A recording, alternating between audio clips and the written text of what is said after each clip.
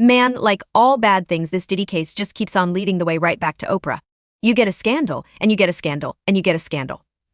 Everybody gets a scandal. And she's been doing the blue couch thing where she goes and she said, but my favorite thing now is people are doing their impression of her and they'll say things like, how come no one ever asks why Oprah was eating all them babies like cereal? No one ever asked you why Quincy Jones, whatever, you know what I mean? Yeah. And I have seen those clips on TikTok. Yeah. Because she also apparently, if you only listen to her, like Oprah is like on her way to jail, which makes me feel like I don't know what to believe, because either they're arresting Oprah or that lady is crazy, and I don't want her to be crazy because she was complaining about Diddy for years, and now they. Jaguar Wright has been warning us about this devil. I'm sorry, I'm a little upset about it, because Al B. Sure just came out of his coma, and I've been talking to Al, and we've been texting back and forth, and I'm just glad that he's alive to text. Oh, wow. Definitely. Definitely. Yeah. But when you think about Kim, I was thinking to myself the other day, Uptown Records started with 5 people. Andre Harrell, Al B. Sure, Heavy D, and Puffy. And Kim was the longest working employee because she was there from the very beginning. She was Andre's personal assistant. Kim is dead. Heavy D is dead. Andre Harrell is dead. The only 2 left Puffy and Al almost died. Isn't that interesting? That is interesting. Heavy D was found dead, face down in the heart attack. Andre Harrell, heart attack. Kim died from pneumonia, but there's the first coroner's report that said that she died. It was ruled a homicide, and they found toxins in her body to prove that she had been poisoned. You know, they have poisons that create heart attack and pneumonia-like symptoms. And then right after that, Al had a meeting, and I was going to meet up with him because we were in Vegas, and then the next thing you know, you want to know what they all had in common, though? The survivors and the late of Uptown Records, they were all writing tell-all books. Andre was writing a book right before he died. Heavy D was working on a book before he died. Kim Porter was working on a book before she died. And Al B. Sure was working on the documentary of his life. And then he goes into a coma. Has Puffy ever been in a coma? Has anything happened to him? He must be the luckiest motherfucker, because it seems like everybody that worked at Uptown Records from the very beginning is all gone. Just him. I guess Al disappointed you. You know, I speak for a reason. When you see this bullshit ass motherfucking game fucking with people that you love, that you like, you know, it's too many coincidences. Too many. Fuck you, honeycomb. Oh. Stamp it. We gonna get you and your little dog, too. And congratulations, Young Miami. Run as fast as Cassie did. Has anybody asked themselves about that shit? I mean, yeah, I'm sure a lot of people are asking about what's going on with it. They say it's goals. Yeah, a lot of people are looking at it as like that's the way the new relationship should work. What, to get paid? Yeah, She was basically. getting $500K a month. She quit because he dropped her down. Yeah, I think that's where they're at with it now. No, but understand this. Think about this. And there are women in this room. Why would you quit? What the fuck is going on that 250,000 ain't enough? Look, man, Allie Carter's been trying to get her story out for years that she was trafficked among the elites, attending their satanic parties. She even named names like Oprah, Denzel, and Diddy. Allie Carter told us about Diddy. Allie Carter has spoke out so much throughout the years and told us exactly how all of this is connected. The very first time she spoke out, she spoke about there being underground tunnels where she was moved through. And there have been a lot of rumors about Diddy allegedly having these underground tunnels that run to the Playboy Mansion. And the Playboy Mansion does have underground tunnels. Here is the blueprint of the Playboy Mansion that they made showing the underground tunnels underneath the mansion. And I blew this up a little bit more for you guys because back in the day, it actually led to celebrities' houses. Allie Carter has just made an affidavit of truth that she turned over to the feds against Diddy and other celebrities about how she was allegedly abused at a Playboy Mansion party. As you can see, here's Diddy's name here and others such as Birdman, Denzel Washington, and Young Jock. In this document, she speaks about how she was a party favor and how other children were there as party favors as well, and how they were set on a table and had to wait for people to come and choose them. She explained how once these people were done with what they were doing, and I have to watch what I say, but you guys get what I'm saying, they would be placed back on the table for someone else to choose them. She explains how these parties turned into a whole frenzy once the DJ started music and turned on the flashing lights. And then she explains how there was things at this party called body cakes, and it means that these would be on the table and people would put food on them and then they would eat off them. Y'all, I just seen a footage of Diddy doing this at a white party that he held back in the 2000s. She explains in this affidavit that they would bring in animals like donkeys and burros, and they had to have physical relationships with them as these people watched, and her and another girl ended up throwing up and they rubbed their faces in it as punishment. Allie Carter also told us that she had physical evidence against Diddy and some of these other celebrities, and she took a picture of this also showing proof that she turned in physical evidence. I was at a Diddy party. I was one of the party favors. But I told you, nobody tells on Diddy. Maria Z, I did that interview in 2021, 7 months ago.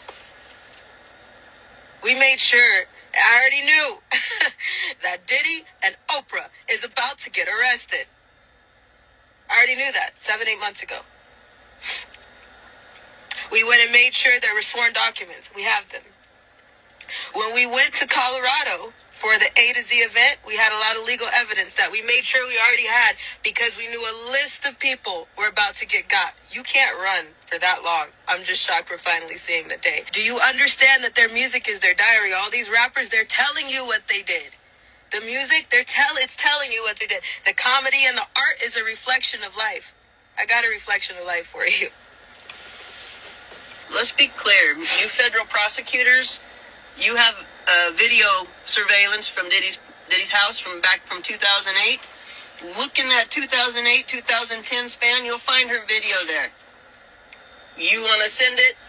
Send it over. She'll say, yeah, that's me. Allie Carter also made a video just recently speaking a little bit about the Diddy party. So I'm about to roll y'all this clip and you guys let me know what you guys think about all this in the comments. Diddy parties. Those are assault parties. And I was one of the kids that was one of the party favors. And a party favors means that you're set on top of a table and you're used as a toy for anybody who comes across the table or who wants to party at a certain time of night when the music stops and then the DJ starts flashing all these lights and they close the doors. And then everybody turns into like a frenzy and starts going into a crazed animal-like demonic state, and you have no idea what's going on. And yes, there was a time where I was just like completely don't give a shit because it happened, and I was the type of kid that thought that, you know, you're in the presence of royalty and they make it seem like you're in the presence of Hollywood, so you should be honored and you should be appreciating that you're there. And I was that person. I totally acted like that. I was like, oh, it's fine, you know, it really A spore. Listen, man, Carter ought to be careful. 'cause we all know what happened to Kyle Marissa Roth when she was done exposing Diddy and started investigating the whole Maui fires with Oprah. Because my main account is banned where all of my Diddy blind items from this month are, I'm just going to do all the March 2024 Diddy blind items so we can see the lead up to this. Starting off March 1st, and this is Little Rod, Rodney Jones, Sean Diddy Combs, and this is the male victim that came forward. It's pretty easy to tell that whoever wrote the recent lawsuit against the wannabe rapper / producer reads this website on a pretty regular basis. They even use some of the same clues in their blind items. And I said before, and I'm saying again, no, that's because the blind item has been recording crimes that have been reported to them instead of the police for the past fucking 20 years. And they just corroborate the actual little crimes that, 3 homes got raided for today because of. Okay, this next one's also from March 1st. They call Diddy Mr. Freakoff. Mr. Freakoff isn't the only one who asked for straight men to be delivered to his hotel room when he is in London. Just ask the Unlocked blogger, and that's Jason Lee, and the weather boxer, Floyd Mayweather. This British rapper, and that's Giggs, and the socialite with the star in his name target dealers who want the extra cash, who are sure to be discreet because they have girlfriends.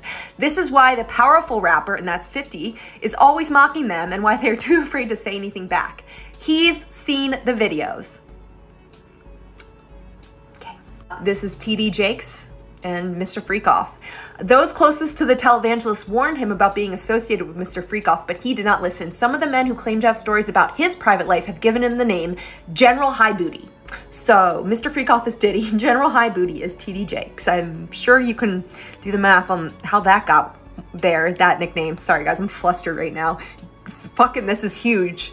Young Miami, the girlfriend of the wannabe rapper who was also named in a very recent lawsuit, has started selling off all of her possessions online. This is from March 4th.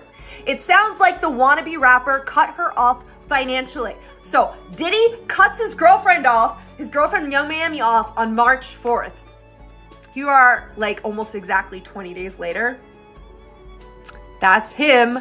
Like I said, he was offloading all of his assets into offshore bank accounts, and with his mommy and with his kids, he didn't have any more cash in his bank accounts for Young Miami to get. They were all in the Caymans with the rest of the white collar criminals. Okay, and this is a 2013 blind item that was brought back again on March 4th about Beyonce, Jay-Z, Diddy, Kelly Rowland. In 2013, the Queen Bee and her husband attended a New Year's Eve party in Miami, which was being thrown by Mr. Freakoff. No one who was there has ever forgotten that night because she spent the entire night in the pool dazzling into space. Her best friend who recently starred in the Netflix movie called for help, but she was ignored. It's like she was in a trance. By the way, so this is Beyonce and Jay-Z party into 2014 at Diddy's New Year's Eve bash. So you can Google that, Diddy's 2013, New Year's Eve bash, obviously bringing in 2014. And you can see in the articles how they had had linked Beyonce's Instagram account, and all of her posts from this 2013 party were removed when I initially reported on this blind item from my main account at the beginning of March. I just find that interesting. Do you guys see how all of these chips were kind of falling? This is why I'm also so pissed my main's not here anymore, because I had captured this all in real time. And I remember being like, oh, that's weird. All of Beyonce's posts from Diddy's party are fucking gone, and any evidence of her being there are fucking gone. This one aged so well, you guys. So this is about Little Rod, the male victim that filed a lawsuit against Diddy. Publicly, there are more, but they just haven't publicly done anything. And then TD Jakes, General High Beauty. The lawsuit filed by the producer claims Mr. Booty Grabber planned to use the televangelist, so now Diddy is Mr. Booty Grabber in this, use the televangelist to clean up his image after the first lawsuit with the singer. Why was he so sure the televangelist would risk his own reputation to save his? Look no further than the secret recordings and what he knows about his daughter's adoption. Except, listen, TD Jake, save yourself because you got nothing to clean up. It's been raided.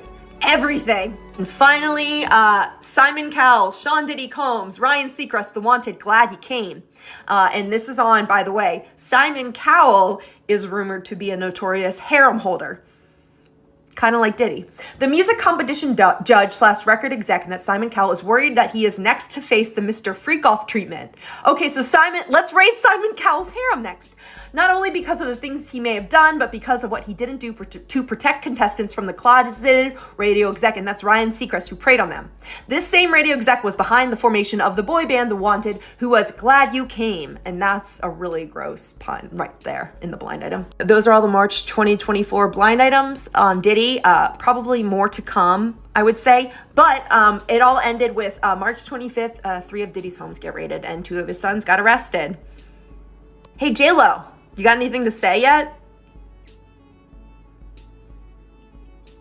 Please don't sing it, though. Do you see that the Diddy case is already getting covered up? There's already corruption. There's already attorneys wondering why the victims are not getting their information out. There's already attorneys running why shit is getting covered up. Look it up. Go ahead and look it up. Already there's cover-ups happening. I told you that. That case is about to get shut down. Everything is about to go under the rug. The same way Ghislaine Maxwell's case went under the rug. The same way nobody's talking about Ghislaine's case anymore, like it didn't even happen. The same way we're not even talking about the fact that Jeffrey Epstein was the John. Ghislaine Maxwell was the supplier. Who else do you think that she sold kids to? Remember how I told you Johns, traffickers, pimps, all different, okay? Epstein was the one who said, I want a 6-year-old. I want a 9-year-old. I want a 12-year-old. Ghislaine is the one who said, I know where to find that 6-year-old, 9-year-old, and 12-year-old. I will sell them to you. Epstein had parties where he invited multiple people to come and take part, and who he brought. Who else did she sell kids to? You see how that just got covered up? Shut down, quiet, nothing, nothing, done. What happened to her victims on that case? There were multiple victims that threw into that case. What do you think happened to them? Do you think they got silenced? Do you think they're okay? Do you think they're safe? Do you think their information is safe? Do you think their information was heard? Because did you hear it? No. Because are we still talking about it? No. Now, in case why all didn't know, Oprah bought a ton of land in Maui, promising to donate money to the people who lived there. The island mysteriously caught fire, and most of the kids she planned to traffic from there died along with her payday. Afterward, she suddenly wanted the public to donate for her instead. We're so concerned with what's happening in Maui, we thought we'd ask you to do something about it. You being other billionaires? No, just like regular normal people. Right, okay, but you're giving 10 million. Well, we've committed to giving 10 million. What does that mean? Well, we haven't actually given it yet, but we're committed to giving it via you. Sorry, what was that? We're committed to giving the 10 million through your donations. What do you say at the end there? We'd like you to donate, and that's how we'll get to the 10 million. I thought that you already pledged the 10 million. Well, we've sort of committed that on behalf of you. So you haven't given 10 million, then you've just set a goal of raising it. Well, so you've committed other people's money to your own charity you just set up. With disasters like this, the number one need is money. Aren't you a multi-billionaire? Well, yes. A billion is 1,000 million. And you have multiple billion. Yes. And you also own 2,000 acres in Maui. Don't you have both the means and the moral obligation to help the community you live in? Hello? Oprah? Guys, I think she's Mitch McConnell. They were found safely, reported to be safe and sound. Again, we don't take that for granted. We still understand that there's hundreds more that we're still looking for. It was also reported that SEALs found sedated children, some covered in their own urine and locked inside cages barely large enough to fit a dog. According to the report, the alleged 8 boys and 7 girls who were rescued were treated for acute propofol, a potent sedative, intoxication. The report goes on to claim that a total of 1,500 children have gone missing as a result of the wildfire. Now, this is where the speculations emerged. I'd say these fucking adrenochrome addicted ass are asking for it at this point, taking down our polite videos about the Maui fire. Highlighting the severity of this tragedy, the Maui wildfires have now been documented as the deadliest in contemporary U.S. history, with the death toll surpassing 100 individuals. Worries persist that this number could rise further as recovery operations continue and more information becomes available. The scale of this disaster underscores the urgent need for support, resources, and assistance for the affected communities. The gravity of the situation is so profound that the governor of Hawaii is making a heartfelt plea to every Maui resident, urging them to report any relatives or friends they are unable to locate. He said, "I think we're going to hear a number in the lower double digits tomorrow, hopefully under 50. And it's not much consolation because our hearts are broken that we lost 115 people for sure, but it is something that we are grateful that it is not 800 or 1,000 like people were projecting earlier. But tomorrow we should have a much tighter number for everyone." In a somber update, a recent report paints a grim picture, confirming that hundreds of individuals still remain missing in the aftermath of the devastating Maui fires. The governor of the state is making a heartfelt appeal to residents, urging them to step forward with any information regarding missing individuals to assist in the ongoing investigations. Currently, officials are facing the daunting task of handling 41 unresolved missing persons inquiries, further highlighting the challenges and the urgency of the situation. The FBI has been working backwards by tallying up the missing people, then crossing off those who can be located. And yesterday, the special agent in charge, Stephen Merrill, revealed that there are currently about 1,000 people who have been reported missing. The speculations surrounding the host take a more concrete shape with what appears to be the endorsement of these rumors by Ice Cube. He allegedly asserts that Winfrey's relief organization is to blame for several missing children who were displaced during the Maui fires. This accusation has understandably caused a significant uproar given the seriousness of such a claim. A few of the guests just really didn't like where I was coming from, or a few of the hosts, Cube also took to Twitter to express his rage. He tweeted, "This kid has been missing a long time." And in an interview, he literally said, "She's had damn rapes, child molesters, and lying authors. If I'm not a rags to riches story for her, who is?" Social media was immediately inundated with reactions from fans, critics, and fellow celebrities, all weighing in on this contentious issue. One person wrote, "Yup, this whole Maui fire doesn't sit right with me, and I have not seen any video at all from the locals going on live. I want to hear from their side. I wonder if they are being blocked on going off on social media. Has anyone heard or seen anything coming from the people within the community of Maui, especially about these missing children? Where are the children? Get all these evil people asked till they're found." Another one tweeted, "Why isn't Oprah letting the media cover stories on 2,000 still missing Maui children? Kids don't just vanish into thin air, Oprah. They were kidnapped." The situation in Maui had already reached a critical point, with families displaced and properties left in ruins. Various relief organizations, including one led by the renowned host, had committed to providing assistance to the affected victims. However, the recent allegations of missing children have added another layer of complexity to an already challenging situation. The burning question on everyone's mind is, how could children disappear while under the care of a relief organization, especially one led by someone as esteemed as Oprah Winfrey? We've been meeting with community leaders, our kapuna, for the past couple of weeks, and just trying to figure out what we could do.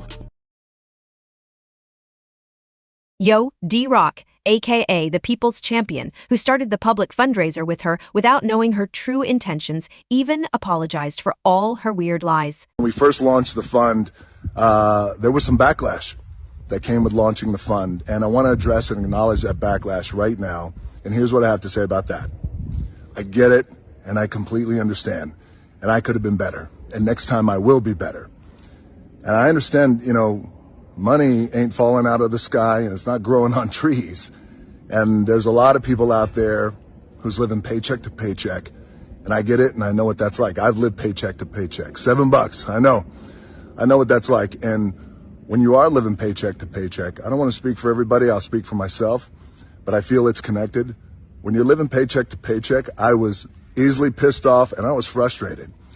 And the last thing you want to hear when you are living paycheck to paycheck is someone asking you for money, especially when the person asking you for money already has a lot of money. So I get it. I understand. I've never launched a fund before, but I'm a quick study, and